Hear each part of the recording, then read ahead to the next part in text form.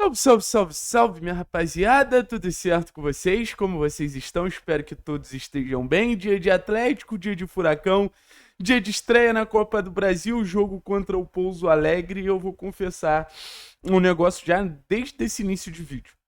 A gente sempre, quando fala de um confronto direto, de uma eliminatória contra um time menor, contra um time de menos nível, que é o caso sim do Pouso Alegre, a gente fala: o Atlético hoje tem que ter cuidado. Pode ser um time traiçoeiro, pode ser um time que numa bola alcança um contra-ataque e gera situações de perigo. Só que esse jogo contra o Pouso Alegre eu não consigo falar isso. E por que eu não consigo falar isso? Porque eu fui ver o Pouso Alegre. E assim, eu entendo esse receio por parte do torcedor do Atlético, que ainda não parou, assistiu cuidadosamente um adversário que supostamente pode gerar perigo. Só que eu acho que fica muito no supostamente. Eu acho que o primeiro recado que eu quero dar nesse vídeo é: o Atlético pode ser eliminado pelo Pouso Alegre, mas o Pouso Alegre é um time terrível. É o pior time que eu já vi o Atlético enfrentando em competições nacionais desde que eu tô sentado aqui. Eu nunca vi nada parecido. É até difícil você fazer uma análise. A ponta esquerda do Atlético, lado direito da defesa deles, é disparado mais frágil, mas é muito fraco. Mas muito fraco mesmo. E por que eu tô começando a falar isso? Pra lembrar vocês e lembrar a todos que a gente aqui já viu grandes eliminatórias, né, cara? Se a gente for parar pra prestar atenção, tudo que a gente já viu o Atlético fazer aqui nos últimos anos, até ano passado mesmo, que não foi um ano tão, nossa, o Atlético. Pô, eliminatória contra o Cerro Porteño foi legal, contra o Belgrano foi legal, contra o Red Bull Bragantino foi legal. Aí se você pegar de 2022 para baixo, aí é um cenário ali de um dos clubes mais copeiros do futebol brasileiro. 22 você teve toda aquela Libertadores histórica que o Atlético fez, o Atlético eliminando Libertad, Estudiantes e Palmeiras. Aí na Copa do Brasil também, sempre sendo uma equipe competitiva. Na Copa do Brasil, aquela vitória de 3-0 contra o Flamengo foi muito maneira.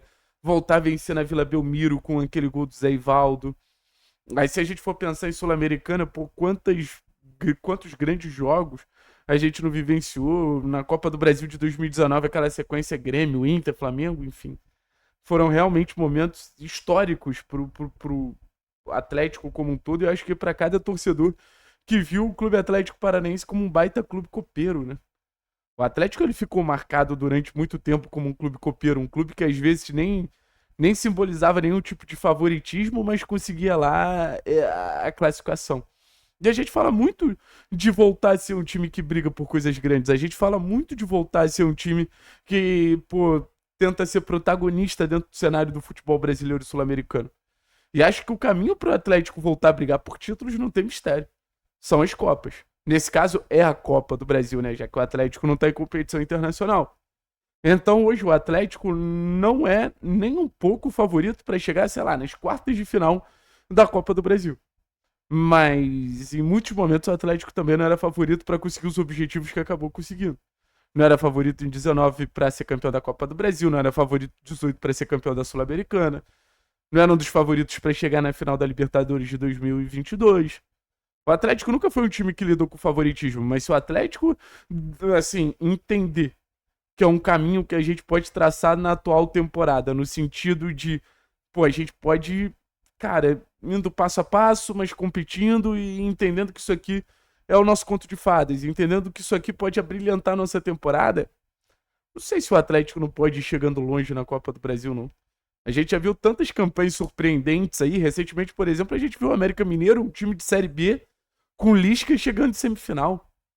Cara, chegar na semifinal, no cenário atual que o Atlético tá, porra, seria um feito muito, muito, muito legal. E eu lembro muito bem daquele confronto contra o Bolívar que eu falava assim, né? Meu maior medo é o Atlético perder esse lado copeiro, é perder essa aura, pô, copeira que o clube tinha. Eu não vou falar que perdeu. Mas, por exemplo, a eliminação contra o Vasco doeu, a eliminação contra o próprio Bolívar doeu. Então acho que a gente tem que deixar esse cenário de um Atlético sendo eliminado em contextos que eram favoráveis para ele para trás.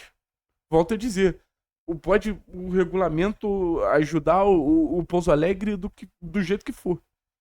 A última coisa que a gente precisa nesse momento é de desculpa. Nesse momento, o Atlético precisa até ser um pouco arrogante. A gente vai entrar em campo contra o Pouso Alegre e a gente vai se impor. É uma palavrinha que eu acho que tá faltando na temporada do Atlético. Em muitos momentos, o Atlético conseguiu até entregar quesitos futebolísticos, questões futebolísticas muito legais. Mas o Atlético ainda não tá conseguindo se impor na temporada. E se impor para um time que é melhor que todos do Campeonato Paranaense, que é melhor que todos da Série B, é fundamental. Então, acho que é uma das críticas que eu tenho ao trabalho do Barbieri.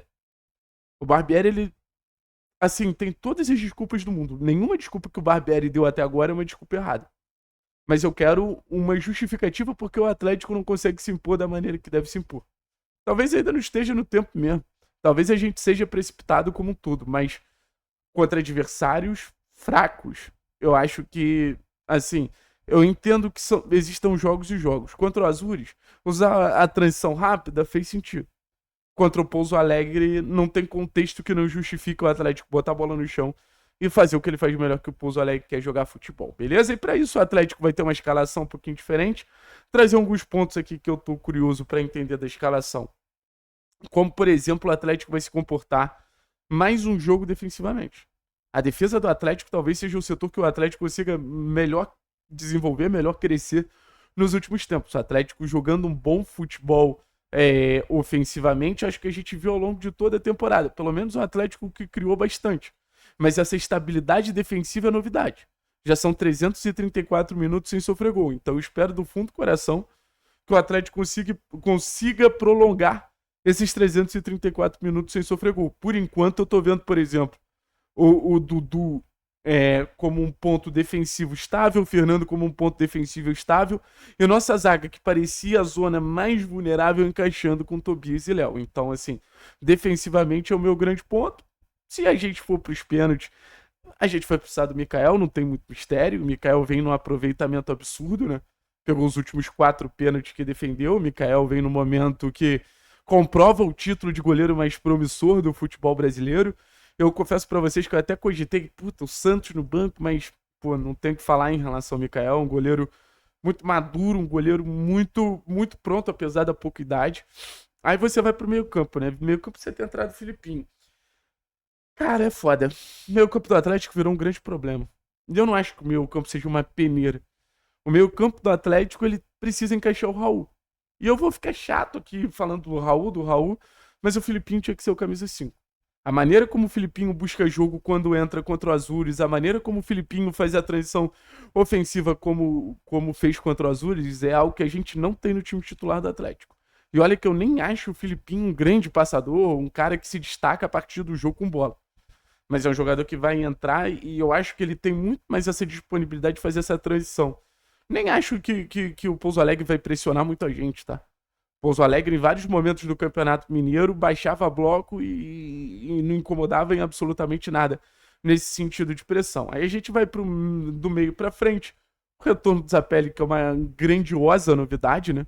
O retorno do Zapelli, que para mim é uma novidade absurda. E novidade absurda não que, ai, que surpresa o retorno do Zapelli. Mas o Atlético é um time melhor quando tem Bruno Zapelli. Cara, assim, o João é muito bom. O Juliano acho que pode ajudar. Mas o time não se aproxima quando não tem o Zapelli em campo. Vocês podem prestar atenção. O Atlético não tenta juntar 4, 5 jogadores na zona da bola. Não sei se é por preguiça, não sei se é por insegurança. Mas o Zapelli faz o Atlético ser um time mais coletivo.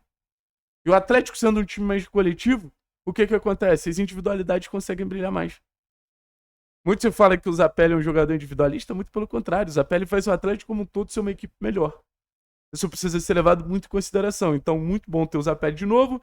Na ponta direita, Velasco. Eu quero ver como vai ser esse mecanismo, Zapelli e Velasco. Velasco é um ponto que vem muito por dentro para interagir, então acho que pode se dar muito bem com o Bruno Zapelli. A gente pode falar do Luiz Fernando pelo lado esquerdo, Isaac barrado, não barraria. Olha que eu gosto do Luiz, mas não barraria. E o Maestrano no comando do ataque. Deve ser esse o Atlético. Beleza, rapaziada? Cara, não tem nem muito o que falar. É só um primeiro passo de uma competição que pode ser muito legal com a gente. Mas esse primeiro passo não pode ficar pra trás. Valeu, meu povo? Tamo junto, é nóis. Forte abraço. Daqui a pouco tem live, hein?